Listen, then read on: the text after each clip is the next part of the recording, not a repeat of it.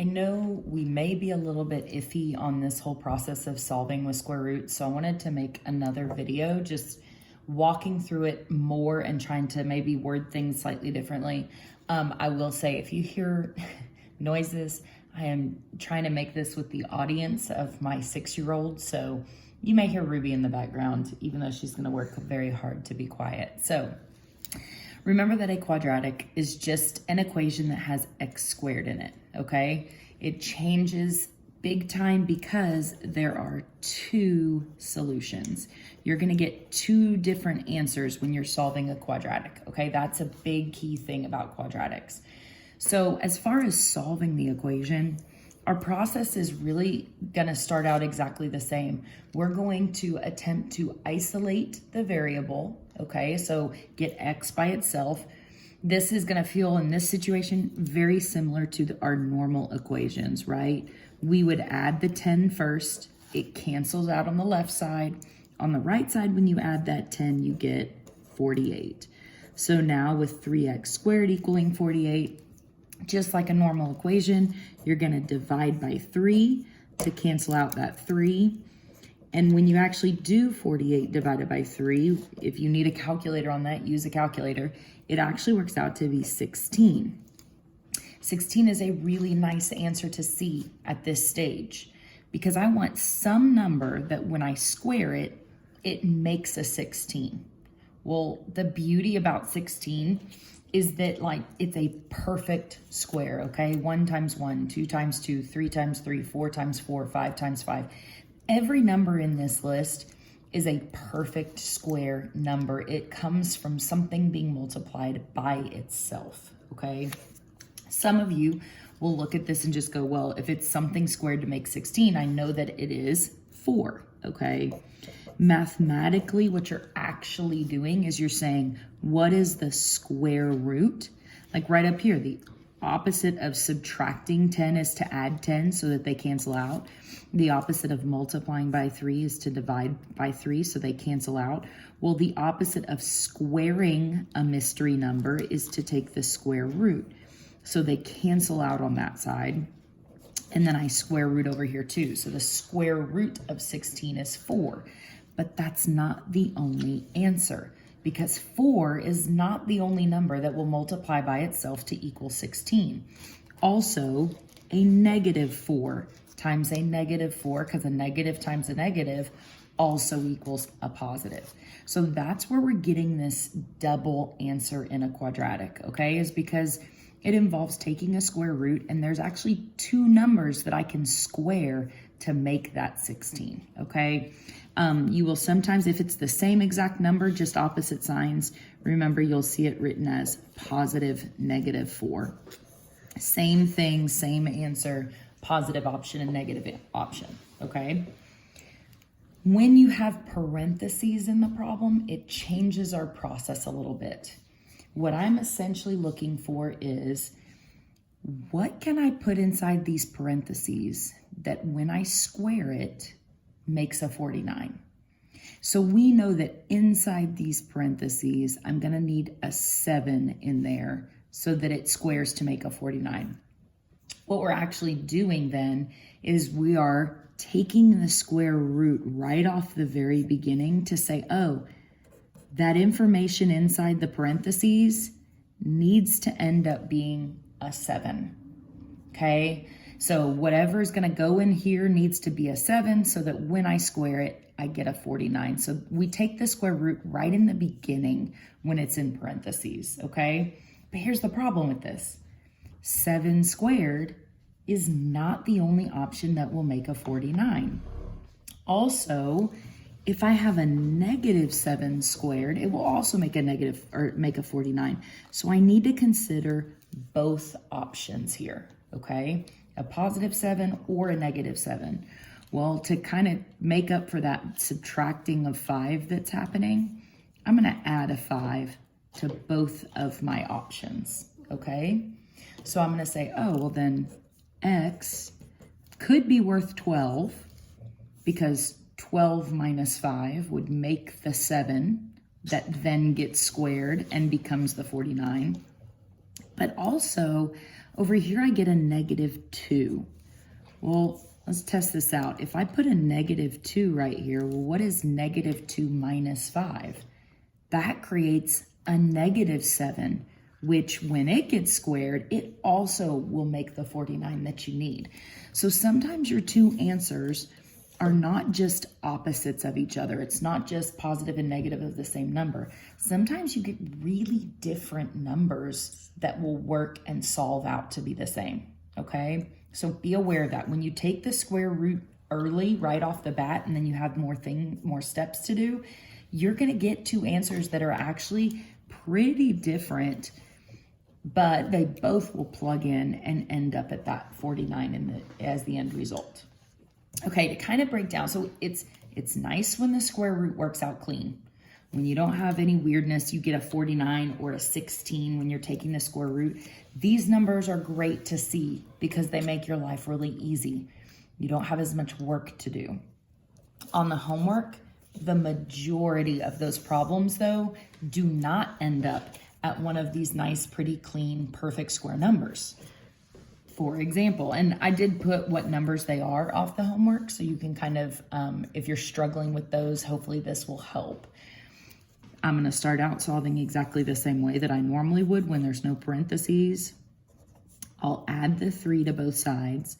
So I get 2x squared equals, that would be 28, right? After that cancels out.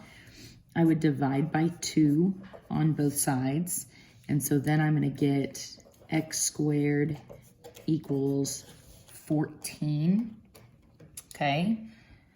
And so now my last step is to figure out what needs to be squared to make a 14. I'm gonna take the square root of both of those, all right?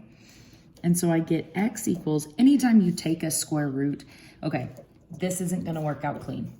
14 is not one of those perfect square numbers. So when that happens, you've got to go out to the side and see, it's not a perfect square, but could I maybe still perfect square some of it, okay? So we do a prime factorization. Well, 14 can be written as 7 times 2. 7 is a prime number, I can't go any farther. 2 is a prime number, I can't go any farther. So I could say, well, x is the square root of 7 times 2. Well, I don't have any perfect squares inside. I don't have any pairs of numbers inside. I don't have a 7 times a 7 or a 2 times a 2. So in this case, I really can't do anything to clean this up, all right? If you can't work anything out, it's like a fraction that won't simplify. You can't clean it up. You can't make it any prettier than it is. All you can do is say, well, if I did take the square root of it, there would be a positive option and a negative option, the square root of 14. I really can't do anything to even partially square root that. It's just a disgusting number as far as taking the square root goes, right? Over here, starts out with the same process. I'm gonna subtract 3 from both sides, so I get x squared equals 40, okay? Now I'm at the square root stage, right, to cancel out that squared. The square root of 40 is not one of my nice, pretty squares, so I know it's not gonna work out clean. It's not gonna be a nice, pretty, clean answer on this. So I'm gonna go out to the side. I'm gonna take that 40 and I'm gonna start breaking it down to a prime factorization. So I could say, and there's a lot of different roots to take on this, they should all end up with the same result. So I always, if it's an even number, I split it into 2. 2 times 20, and then 20 splits into 2 times 10, and then 10 splits into 2 times 5. 2 is a prime number, that branch stops. 2 is a prime number, that branch stops. Here I get down to a 2 is prime and 5 is prime. So I know I have all of my factors down here at the end. So I can now rewrite this as the square root of, oops, I'll color code it so it makes sense. 2 times 2 times 2 times 5. Okay, that's where my 40 is coming from, is a 2 times a 2 times a 2 times a 5. Now, this one, anytime you have a pair of 2s, or a pair of any number, it could be a pair of 5s, a pair of 7s, a pair of whatever. If you have a pair of those, because we are taking the square root, we're looking for pairs of numbers, that 2 can come out front, okay? It's gonna have a positive or a negative because when you take a square root, you have a positive option or a negative option. But then inside my radical, I have to leave any singles, okay? These 2 singles have to stay inside. The cheesy analogy that I saw the video of, and if I can find it again, I'll send it to y'all, is this is a radical party. This is called a radical right here. If you have a buddy, you can leave the radical party, but singles stay inside the radical party. It's super cheesy, but I'll send it to you so that you have to be tortured with it. So now just to clean this up a little bit, I can say, okay, so x is positive or negative 2, the square root of, I could clean this up to say 10. 2 times 5 actually cleans up to 10, okay? So when you do this prime factorization, you're looking for buddies, okay? Even though there's a third 2, he gets left out. There's no third wheels here, okay? Like the buddies can leave, but the single has to stay inside, and then you just clean it up in the end. So to walk through a couple more of those and make sure it makes sense, my process, I'm gonna subtract the 6. So I get 2x squared equals 12. Divide by 2, and I get x squared equals 6. Take the square root of 6. At that point, I know I'm kind of irritated because 6 is not one of my perfect squares. By the way, there are more perfect squares beyond 144. Just usually 144 is a pretty good, that's 12 times 12. And so that's a pretty good like list to work off of. Okay, so the square root of 6 doesn't have a perfect square. So then what I'm gonna do is see if there's any buddy factors in there. So 6 breaks down into 2 times 3. 2 is prime and 3 is prime. So if I was to rewrite this, I'm talking the square root of 2 times 3. Well, I don't have any buddies that are able to leave the radical party. To be super, super cheesy, I don't love that, but hey, for some kids, it really makes sense. So I'm gonna say, okay, well, it could be a positive or a negative, whatever it is, the square root of 6. Sometimes you can't work it out. Sometimes it doesn't clean up, it doesn't simplify, it doesn't work out. Last one, just wanted to have one more of these where you're gonna take the square root right in the beginning, okay?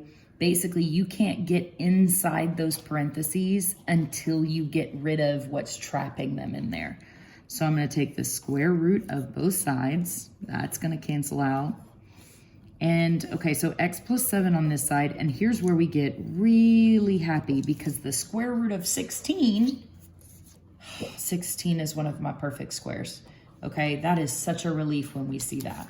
So what times itself makes 16? Well, 4 times 4 makes a 16, but also -4 times -4 makes a 16. Okay, so you have 2 options. Anytime you take a square root, you have the positive option and the negative option. Okay, positive option and the negative option. So then I'm going to subtract 7 to finish isolating x. I've got to do it from everything, from both of my answer choices, right? So x could be a -3. Okay, that makes sense. If I plug in a -3 right here, well, -3 plus 7 is 4, and then once it gets squared, it becomes a 16. But also it's saying that -11 could be an option. Okay, -4 minus 7 is -11. Well, let's see.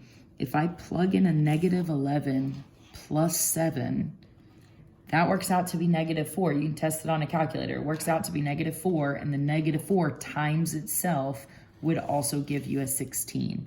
So that's how you get some really weird answers in here. Okay, so this process of when it doesn't work out, break it down into your prime factorization into your tree.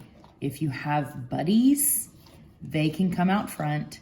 Singles have to stay inside. And then you just clean up the multiplication of anything you can do. All right. One more that's not on the homework, but I just want to see, like, let's say I was trying to do the square root of, let's say I was trying to do the square root of, well, I'm trying to come up with a really good one. 90. Okay. 90 is not one of my perfect squares. It's not going to work out clean. So I'm going to come out to the side and I'm going to break down 90. Well, I could say that 90 is 9 times 10. 9 breaks into 3 times 3. 10, which are both prime, so those are done. 10 breaks into 2 times 5, which are both prime. So that's done. And so I'm going to say, okay, so it's the square root of 3 times 3 times 2 times 5. Anywhere you have a pair of buddies, it goes out front.